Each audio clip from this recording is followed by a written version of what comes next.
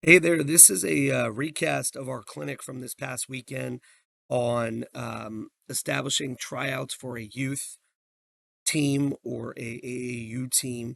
Unfortunately, there was an error with the video from the clinic from the Zoom call. So we're just going to rebroadcast and discuss some of the topics that we covered. One of the things in all of our clinics, we talk about Willow Canyon and why it's a special place. If anybody has any questions, if you'd like to learn more about our school, our community, our program, and maybe why things are so unique here at Willow, would love to talk with anybody and everybody. And my contact information is right here. You can always text that phone number. You can email or check us out on the web. And yeah, we'd love to talk with you about what we have going on with our program and why we think it's such a unique, elite place. Our clinic this past weekend was about creating a plan at tryouts to evaluate every single one of your players. The first thing that you really want to consider is what is the goal of your team, right? If you're a junior high school team, if you're a local regional AAU team, if you are a elite travel AAU team, you may have some different goals and some different um, ambitions that you're chasing. Knowing that is going to allow you to have a clear picture in your mind of what it is that you're looking for, which in turn will help you communicate that to parents and players ahead of your tryouts, right? You need to know what it is that you want to do from a structural standpoint. Do you want to press? Do you want to play a 2-3 zone? Do you want to play half court man to man? Do you want to run a dribble drive offense? Do you want to run an offense built around continuity, right? Like the flex or ball screen continuity offense. Like, what is it that you want to do? And once you know that, now you can inform the people who are trying to show you that they have the skills to perform within your system. If you're not entirely sure what kind of a system you want to run, it's important that you look at it's important that you look at have you been able to host open gyms and have you been able to see where players' current skills are, right? If you have, then you need to do an evaluation of your system. Can do I have the players that can play my system? If the answer is no, then you need to make an adjustment somewhere. Either you need to adjust your system or you need to evaluate how you can build the skills necessary for those players to play in your system.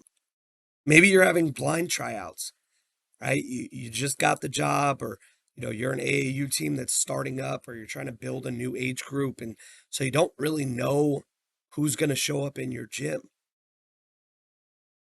I think blind tryouts are some of the most difficult tryouts, especially if you have a limited amount, right? 1 or 2 days, because you really need to make a judgment call without a lot of evidence. And we'll talk about that here in a few minutes of judging someone's potential. Um, but I think it's really important, regardless if you've had open gyms, if you have a blind tryout, that you have a plan in place that can give you as many evaluation moments as possible, right? So when you think about if you have a 1 hour tryout or a 90-minute tryout, how can you build a plan? Well, the first thing is you got to have that chat, right? We talked about that. You got to be able to tell players, parents, what is it you're looking for and the method that you're going to use to evaluate. And then once you do that, I would get into an immediate evaluation, 3-on-2, some kind of a 3-man weave, something that's competitive, something that will immediately allow you as a coach to evaluate based on your system. And, for example, if you want to run an up tempo system, you want to press, you want to fast break as much as you can, then you better be doing some kind of full court passing drill right away so that you can evaluate, can a player pass to where the ball where a player is going. Do they pass the ball behind? Where are they going, and do they have the ability to play fast pace? Um, I definitely am a fan of some kind of half court defensive isolation drill, whether that's shell, 3-on-3, 4-on-4, 5-on-5, or some kind of a closeout drill. But you want to evaluate players' current footwork, their understanding of where and how to close out in the half court, and then their ability to move within the defensive system. I would absolutely have a huge chunk of my tryout. You can see on this plan with an hour, it's 25% of the tryout. It's the longest that we're doing anything live play, right? And during live play, this is the most important aspect, I believe. You need to be quiet, right? As the coach and the evaluator trying to build a team, what you need is autonomy for the players to show you, what do they currently know? What can they currently do? How do they act to adversity? Maybe they get put on a team that isn't as skilled as they would like, or maybe some players who, don't share the basketball as much as they would like. How do they handle that? Right? I want to watch and see their response. I want to watch and see, do they lead? Do they help? Do they sit off to the side? Maybe do they pout and complain? Like, I want to evaluate everything that I can, and live basketball gives me the best opportunity to do that. And then, of course, you need to have a post tryout chat where you spend a few minutes and you talk to players and parents, let them know, hey, we're going to talk to each player tomorrow. Um, however it is that you're going to let players know that they made the team or that they've been released from the team. If you had a 90-minute tryout plan, right? Very similar, but a couple things here that I might add. I might add some kind of a competitive one-on-one drill. And I'll show you this at the end. We try to play one-on-one as often as we can in our program. We believe it's the best way to teach toughness, the best way to teach finishing, the best way to be creative. And defensively, it's the best way to build a aggressiveness and a pride on defense. You can see here that I've added longer time for live play. Right? If I have more time, I want to evaluate the game. Ultimately, the game is not drills. The game is the game. So as often as I can put players in a position to show me what they're going to do in a game, it's going to help me make a good, solid evaluation. My second point, once you know what you're looking for, it's important to evaluate players' potential. And I would define potential as a player's current coachability, effort, and work ethic combined with their current skill, size, and the opportunity on the roster. So I'll talk about all these points here a little bit more in depth, but look at coachability. What is the player's ability to accept coaching, understand coaching, and lastly, execute coaching? Because if I have a team full of players who look me in the eyes and say, yes, coach, or yes, sir, but they are unable to execute, then to be honest, coachability means absolutely nothing. When we talk about their current skill and opportunity on the roster, what I'm really looking for is, what's the potential growth that a player can have? If I have a player who's maybe more skilled, but he plays a position that I already have 6 players that I believe are better than him, and I have a choice to give that spot to another player that maybe isn't as skilled, but he's taller, or he's more athletic, or he's more aggressive, and I only have 1 or 2 players that I would put in that category, well, I might keep the second player because there's a greater opportunity on our current roster for that player to play and ultimately develop. Like that to me is the most difficult thing that a coach has to do, is evaluate potential. So Try to make it as tangible as possible. Evaluate their effort. Put players in difficult situations and watch. Do they quit or do they rise to the occasion? Do they run or do they embrace the moment? Evaluating effort is a great way for you to pick players. Evaluating their work ethic. If you have to babysit players, hey guys, we're going to do a 2-minute ball handling drill. Every time I blow the whistle, listen, because I'm going to change the action. If I have 8 players that are behind my back and 8 players in front of me, and I'm moving between the two groups, if when I turn my back, players aren't working hard, well, they're cheating themselves. And if you cheat yourself, you're going to cheat the team. A player who cheats drills ultimately becomes a player that is unprepared. And I don't want players that are unprepared on a team that I'm coaching. I especially, if I'm running a AAU team or a for-profit situation, I definitely don't want a player that has a low work ethic because all that's going to do is create problems for me down the road. Why? Because if a player doesn't work hard and his parents are paying a lot of money, that creates issues.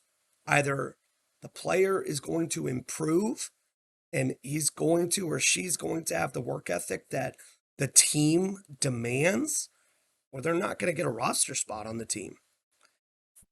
Back to evaluating opportunity, right? Like I said, I think this is the most difficult thing for us as coaches to do is once you have a plan in mind, you need to build a mental depth chart. Like take great notes at your tryouts. List every player's name, write down 3 or 4 things they've done positively, 3 or 4 things they need to improve upon, and then start to build your depth chart. And if you notice you have too many in a certain position, well, now it's time to evaluate back to the growth potential. And this would be my pro tip on this, right? Coaching for almost 20 years, from all the way from 5th grade girls to training professional players, guys who have signed contracts and made money overseas, and everything in between. What I would tell you, the pro tip of a quality coach is to evaluate a player's floor.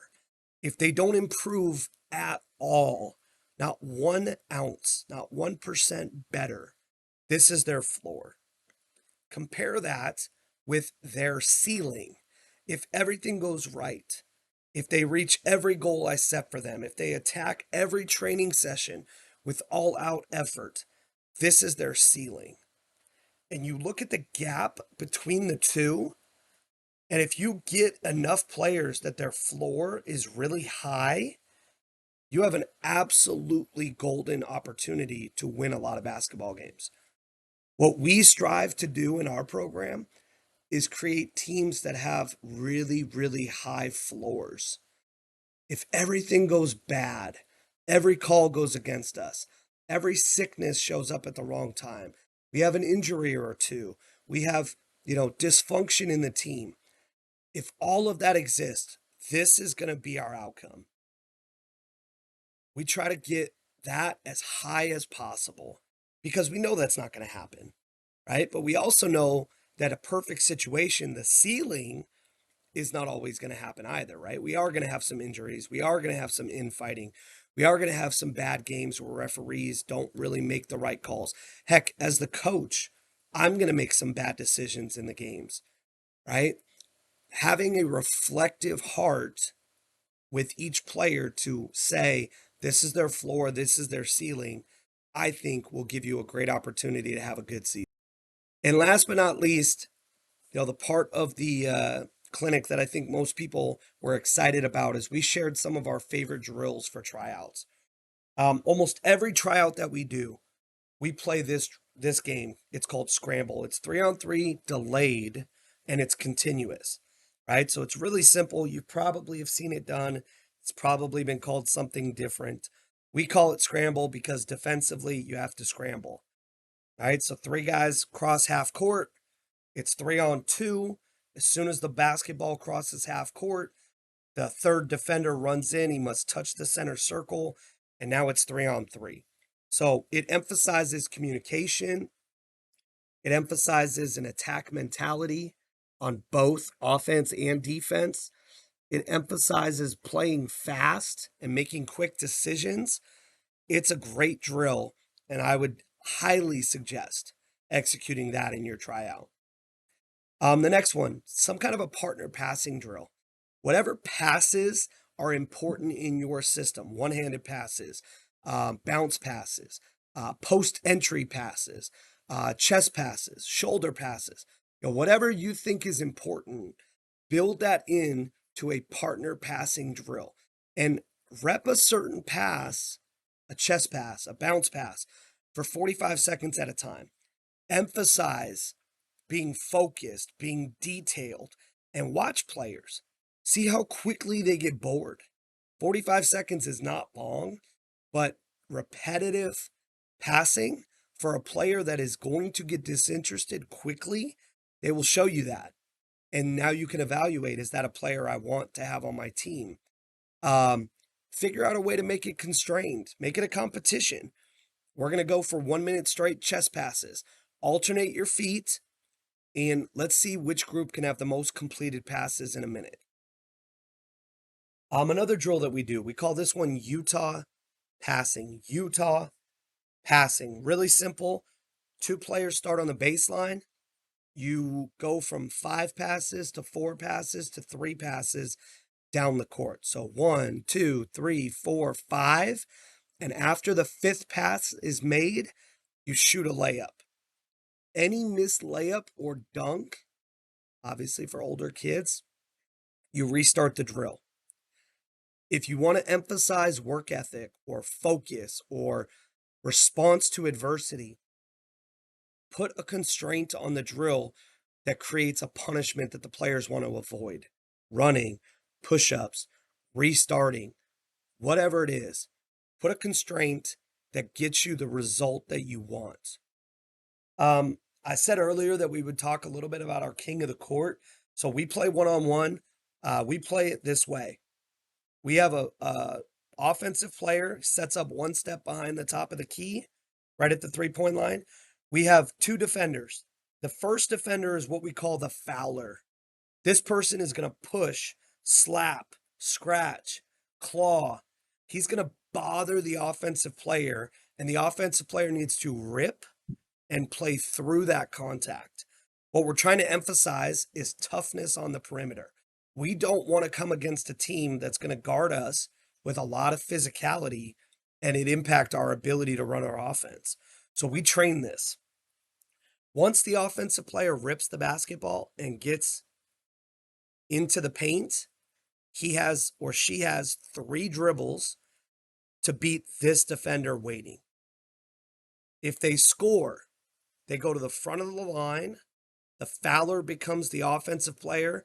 The defensive player becomes the fouler. And the person who just scored now becomes the defender. So it emphasizes, if I score, I quickly move and play defense. Because that's what we want to do in the game, right? We want to score, we want to turn around, and we want to play defense. If they miss, the rotation stays the same. The fouler becomes the offensive player, the defender becomes the fouler, and the next person in line gets to play defense. So the emphasis here is, if you score, you get to skip the line and you get to play defense. And we'll play to a certain number of points, 3 points, 5 points, and we have a punishment for everyone that is not a winner in the drill, right? Because again, I want to put them in adverse situations and I want to watch to see how do they respond to that adversity. On the clinic call, we had a couple questions. Most were discussing these drills. So if you look at these drills and there's any questions that you might have, please feel free to reach back. I would encourage you, since it's a video, pause the video, write down some notes, If there's anything that stands out to you that you go, I want to know a little bit more about that, please do not hesitate. Text me, email me. I would love to talk about how you build a great tryout. Um, like I said, I think Willow is an incredibly special place. We just qualified for the Open playoffs. That's top 32 teams in the state of Arizona. That's 2 years in a row that we've done that. We just hosted an Open playoff game.